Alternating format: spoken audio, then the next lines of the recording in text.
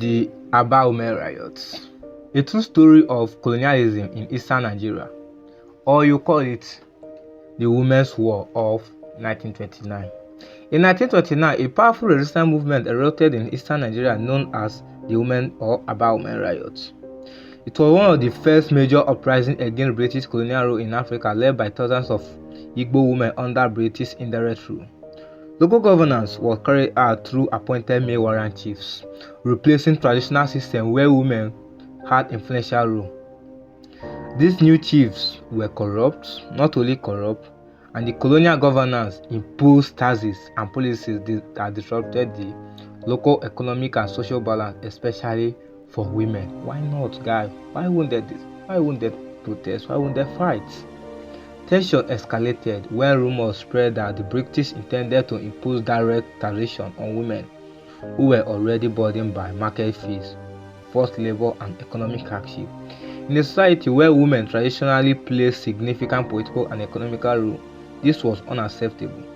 The spark came in the town of Oloko, where a woman named Nwayerenwa confronted the British appointed census taker who was assessing women for taxation.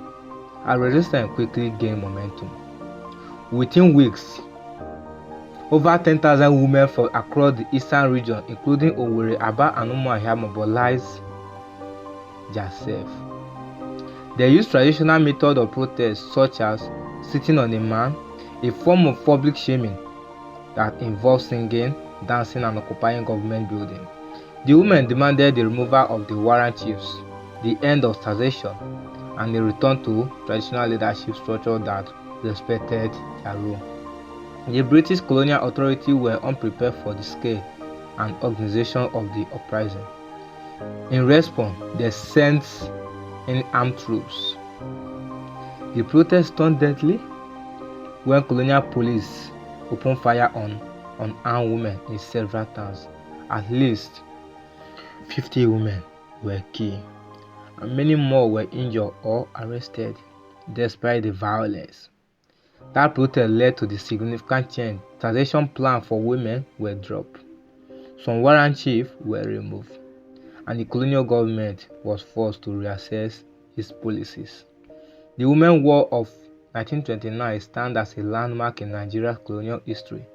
It showed the strength of indigenous political organization and the vital role women play in resisting oppressions.